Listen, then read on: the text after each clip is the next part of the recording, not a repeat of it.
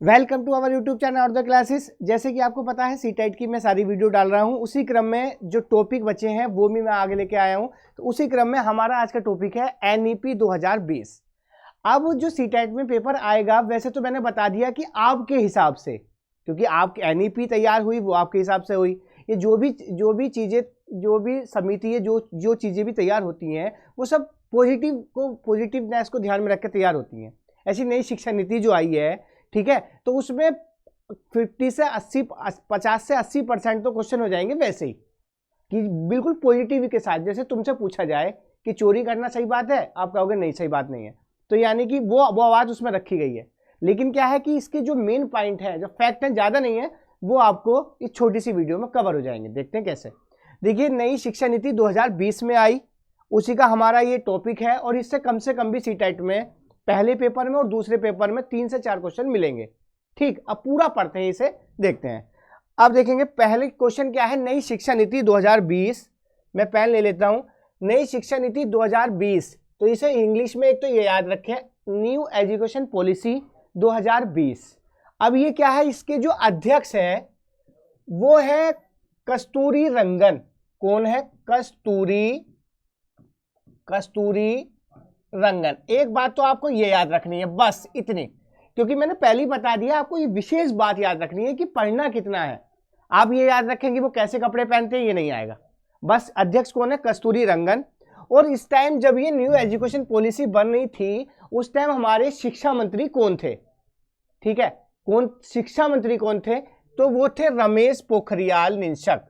रमेश पोखरियाल निशंक। तो दो बातें क्लियर हो गई, रमेश पोखरियाल। तीसरी बात इसमें मेन ये थी कि इसमें जो है मानव विकास संसाधन मंत्रालय को नाम हटाकर नया नाम रखा गया, क्या? शिक्षा मंत्रालय। कौन सा मंत्रालय? शिक्षा। देखो, पॉइंट टू पॉइंट आपको ये बातें याद रखनी है। तो ये तो कहानी हो गई यहाँ की। आगे देखते हैं हम, अब इसके बारे में और पढ़ेंगे, लेकिन पहले हम नजर डाल लेते हैं कि कितनी शिक्षा नीति आजादी के बाद आई। तो हमारी फर्स्ट शिक्षा नीति कौन सी? फर्स्ट शिक्षा नीति आई थी हमारी 1968 में। कब आई थी? 1968 में। अब पेपर क्योंकि डीप आने लगे हैं, तो उसके बारे में मोटा छोटा बिल्कुल अंदर तक का बिल्कुल कवर करें। जैसे नई शिक्षा नीति जब आई पहली 1968 में, तो उस टाइम पीएम कौन थे? कौन? पीएम कौन थे? प्रधानमंत्री कौन थे? तो वो थी इंदिरा गांधी। कौन सी गांधी? इंदिरा गांधी जी पीएम थी। और इनका उद्देश्य क्या था? देखो, दो चीजें विशेष याद रखना। योजनाएं जैसे आती हैं बहुत सारे पेपरों में, उसमें एक तो उसका उद्देश्य क्या है, किस काम के लिए वो बनाई गई है। तो पहली शिक्षा नीति में जो मेन उद्देश्य था वो ये था कि 14 वर्ष के बच्चों को निःशुल्क और अनिवार्य शिक्षा प्रदान करना।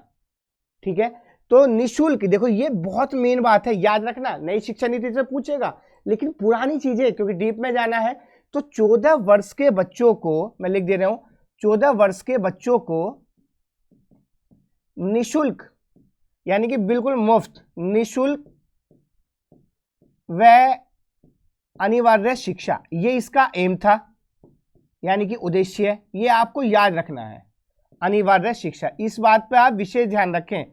एक तो जो पॉलिसी बनी है उस टाइम क्या क्या घटनाएं हुई और उसका उद्देश्य, बस इतना। अगर इसके ज्यादा अंदर जाएंगे तो कभी सक्सेस नहीं होंगे।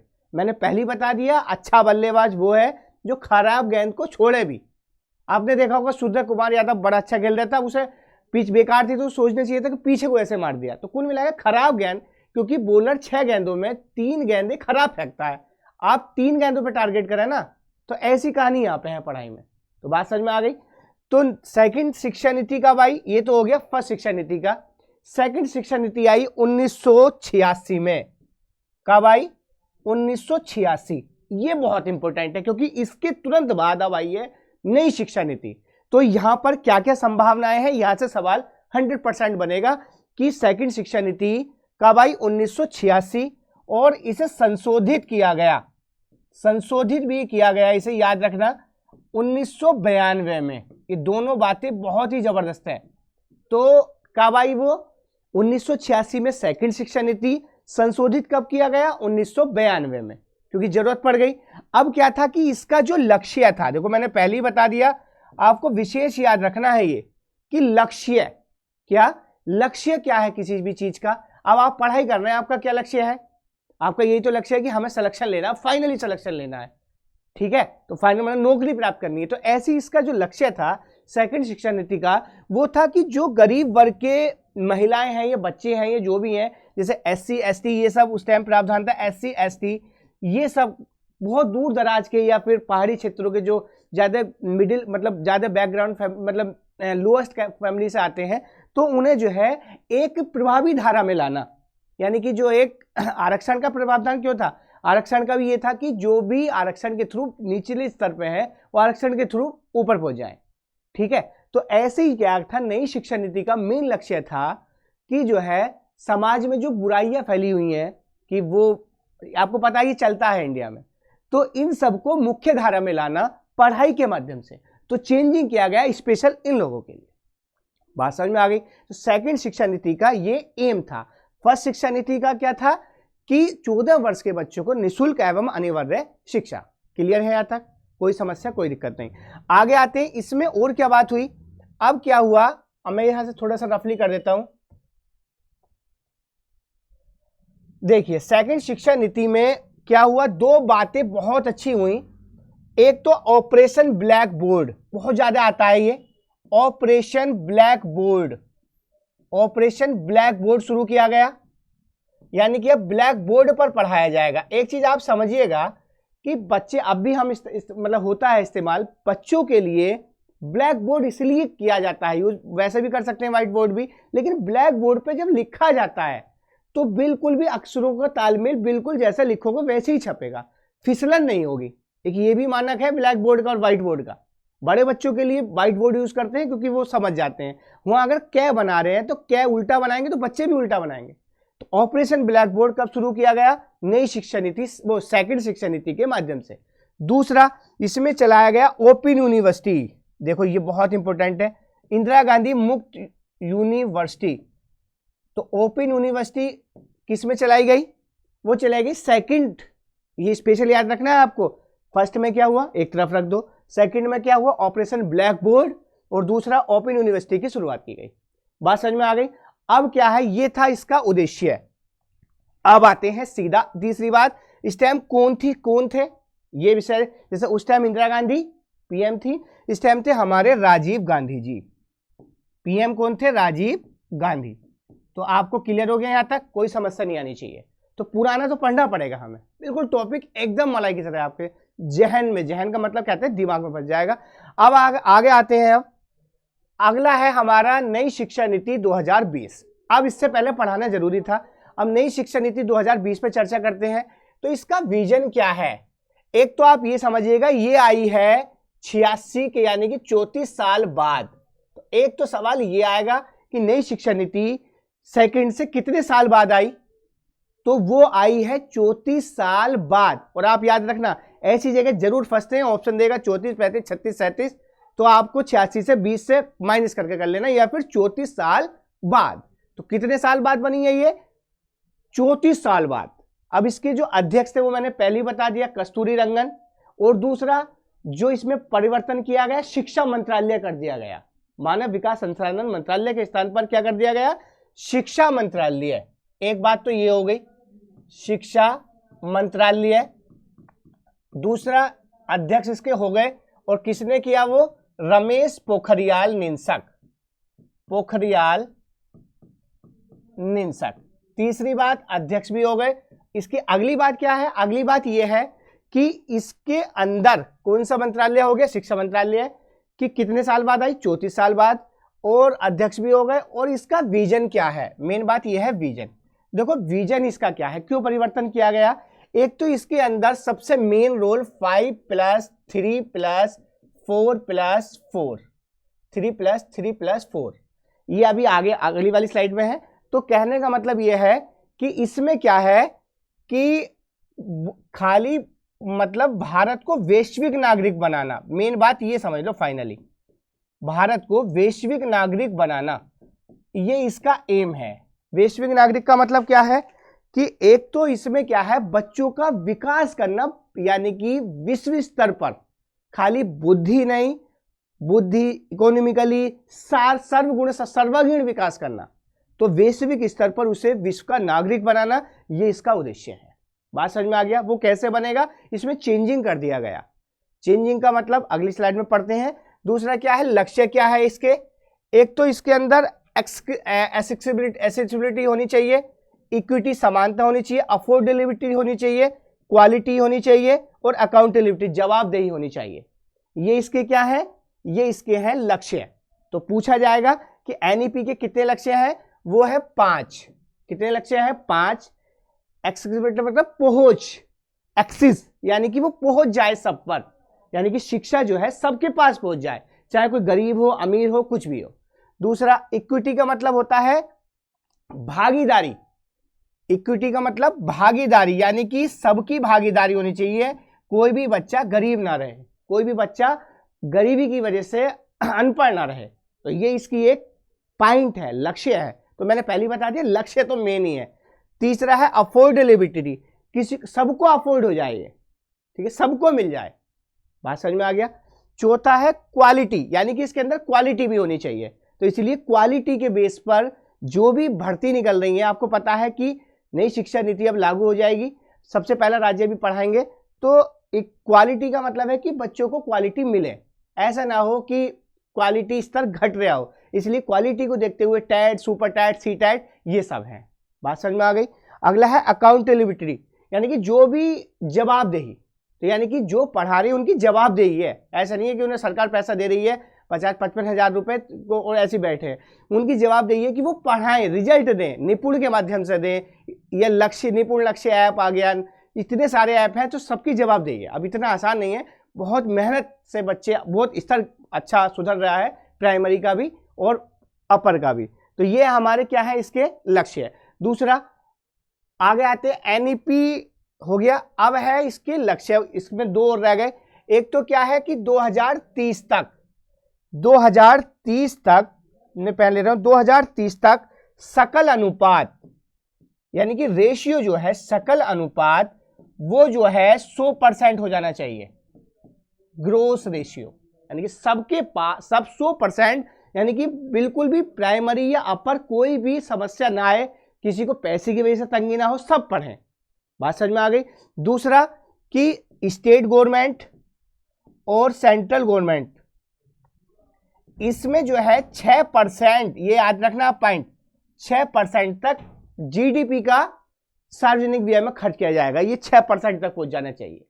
तो ये लक्ष्य है हमारा किसमें, नई शिक्षा नीति में। अब आते हैं नई शिक्षा नीति को लागू करने वाला पहला राज्य। ऐसे सवाल बहुत ज्यादा फंसते हैं, इसमें से याद रखना, क्योंकि नई शिक्षा नीति से आएंगे क्वेश्चन। तो आप बताइए कौन है? तो नई शिक्षा नीति को लागू करने वाला राज्य है उत्तराखंड। सबसे पहले किसने? उत्तराखंड ने लागू किया, क्योंकि पता है रमेश पोखरियाल निशंक वहीं से ही आते हैं और वही शिक्षा मंत्री थे। बात समझ में आ गई? तो ये हो गया हमारा इसके लक्ष्य। अब आते हैं इसमें हुआ क्या क्या। अब देखिए मेन पॉइंट इसमें क्या था कि 10+2 के स्थान पर ये कर दिया 5+3+3+4। मेन कहानी ये है, ये आपको समझना है बड़े ध्यान से। ये चार्ट बनाया है, कोई भी समस्या ना हो, एकदम ध्यान से समझेंगे। देखते हैं कैसे। देखो इसमें क्या है, 5+3+3+4, इसमें कंफ्यूजन बहुत है, तो आप बड़े ध्यान से समझना चार्ट के माध्यम से। स्क्रीन पे नोट करें और अपने पास नोट रखें। इसमें क्या है कि अब देखो ये मैंने 3 और 2, अब ये 3 एरिया, 2 एरिया, कुल मिला के ये हो गए 5। 5 का मतलब समझिएगा आप कि 5 साल तक बच्चा, 1 2 3 4 5 साल का बच्चा कहलाएगा फाउंडेशनल स्टेज में। फाउंडेशन यानी कि उसकी नींव है। तो इसमें सरकार ने विशेष जोर दिया है। आपको पता है कि अगर नींव भी कमजोर हो जाएगी तो फिर वो आगे भी दिक्कत आएगी।